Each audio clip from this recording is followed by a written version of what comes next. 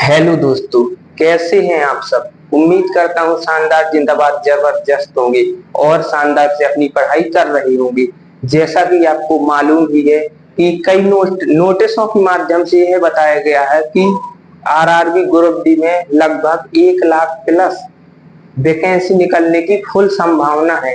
तो मैं RRB group D से संबंधित यहाँ पे पूरी नोटिफिकेशन को आपके सामने क्लियर करूंगा। तो चलो शुरू करते हैं। तो जैसे आपको पता ही है कि इसमें टोटल पोस्ट 1 लाख प्लस रहने वाली है।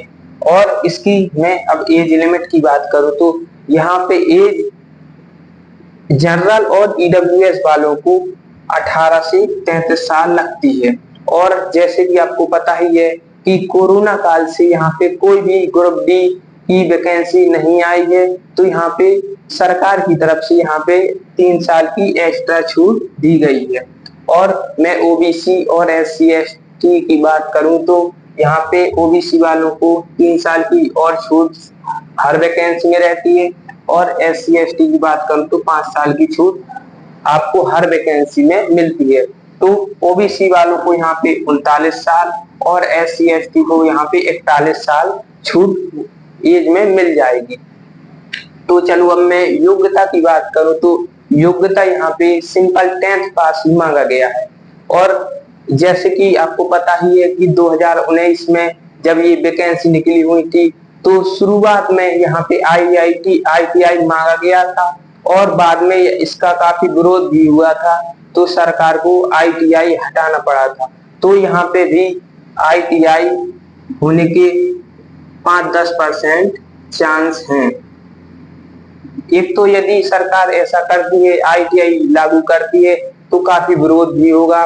तो यहाँ पे ITI नाम मात्र ही आप समझें कि ITI यहाँ पे नहीं लगने वाली है। अब मैं इसकी अप्लाई डेट की बात करूं तो अप्लाई डेट यहाँ पे रेलवे ने एक नया कैलेंडर जारी किया है जिसमें उसकी अप्लाई डेट सितंबर से अक्टूबर यहाँ पे रहने वाली है। और इसकी एग्जाम डेट की बात करूं तो एग्जाम डेट ये भी उसी कैलेंडर में लिखा हुआ है कि एग्जाम डेट यहाँ पे आपकी जनवरी से फरवरी रहने वाली है।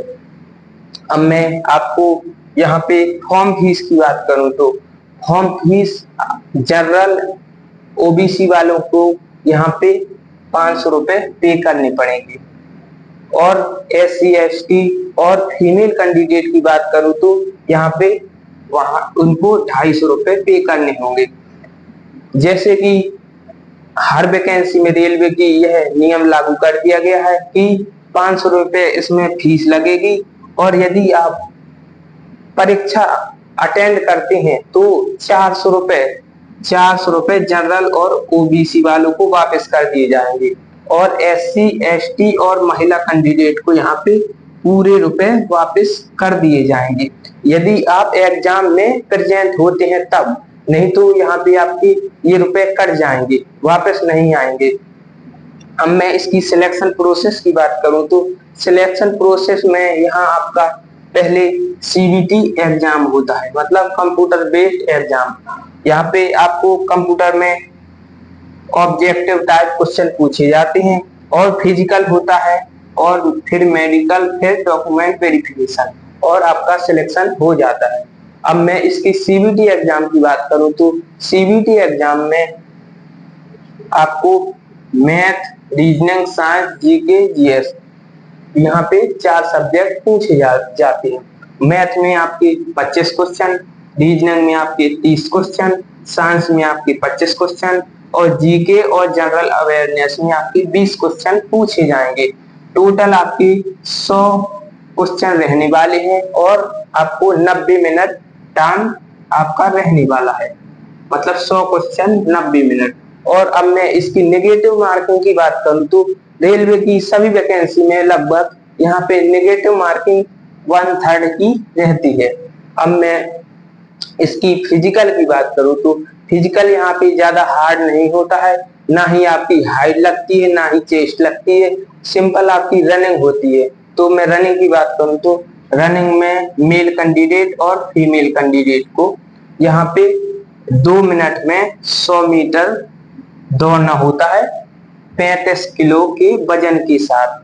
2 मिनट में 100 मीटर 35 किलो वजन के साथ यहाँ पे आपको रनिंग करनी होगी।